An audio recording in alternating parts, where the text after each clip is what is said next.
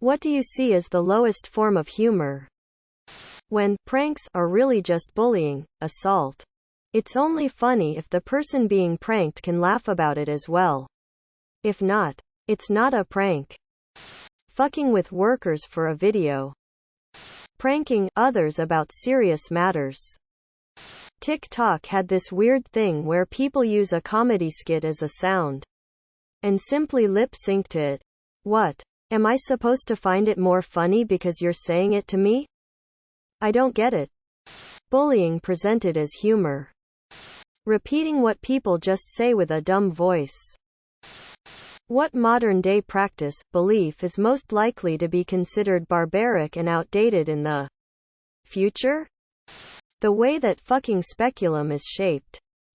Gynecology procedures being done without sedation or some type of proper numbing agent. The entire system surrounding mental health. Working long hours to the point of sleep deprivation and exhaustion. Right now people brag about it.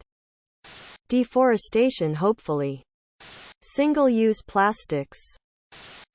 What was normal in the 1990s but rare or non-existent now?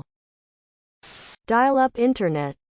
Playing multiplayer video games with all of the players in the room together. We had some pretty heated N64 parties. Coin arcades in malls. And the malls I guess. I kinda miss arcades. Home telephone and answering machine. Also with these, memorizing phone numbers.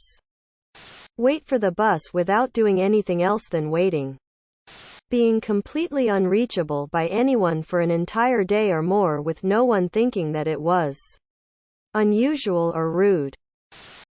What is something that is not a cult, but seems like a cult? Marching band. I'm in AA. AA has gotten and kept me sober. But there is a strain of cultishness in some parts of AA. Salesforce. No. I don't want to build a community. Go hiking or join 100 online classes to learn the basics.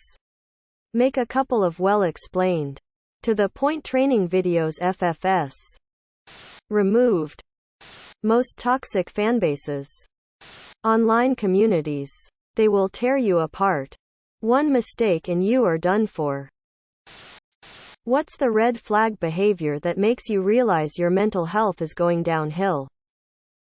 Staying in bed all day and not feeling like doing anything else. When I stop brushing and flossing my teeth, when I stop taking care of my body.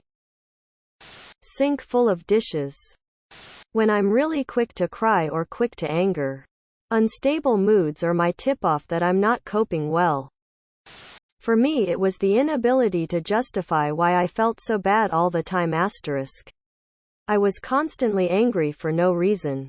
So sad again for no reason, and these emotions became enormous. I couldn't ignore them or get a grip, or grow up, or whatever you tell yourself when you're having an off day and just need to relax for a couple hours to recharge. No. This was absolutely awful, and I tried to explain why I felt the way I did to people and they were all confused, asking me why I'm so upset about something so trivial. And that made me angrier, in between making me feel like I'm distanced from reality because no one could understand me. When I start losing motivation for all activities and people around me, and generally feeling numb 24/7. For example, getting pissed off at my friends for minor things. Distancing myself. And isolating myself into a little bubble of my own depression. My way of coping with the numb feeling is shish. In different forms. It's not healthy by any means, but it eventually bursts my bubble and gets me out of a bad mindset. What do insanely rich people buy that poor people have no idea about? I work in the film industry, and one time I booked a trip for someone to fly from London to California for a weekend, and it cost more than my yearly salary. Edit. This was 2010.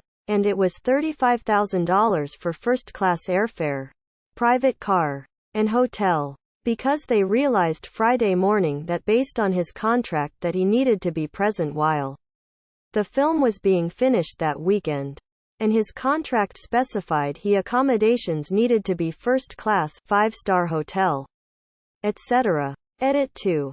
I accidentally had an extra, zero, it was $35,000. Which is $10,000 more than what the studio was paying executive assistants at the time. You don't really buy this. But family offices. You need to have an incredibly high Northwest to even think about these services. Support ships for your mega yacht. The biggest yachts don't travel alone. They generally have small cargo ships that do everything from house additional staff to transport your cars so you always have them when you make port, to holding all of your toys, helicopters, submarines, day boats, etc. They'll often travel a day or two ahead of the yacht to a destination so that your staff can unload your things, cars, clothing, etc. at the next villa you're summering in. On staff mechanics. People see the Floyd Mayweathers and Tom Cruises of the world buying tons of cars and motorcycles. But when you have a fleet like that, you basically need on-staff mechanics who at the very least keep your cars clean, but also handle all maintenance. An acquaintance of mine is one of 6 pilots, on retainer, for a wealthy family. There are membership-based vacation clubs, similar to high-end country clubs. But for travel, you may pay a one-time initiation fee that can be upwards of $100,000 minus $250K to get 5 to 10 years of access to purchase incredibly exclusive vacation, resort, rental property experiences.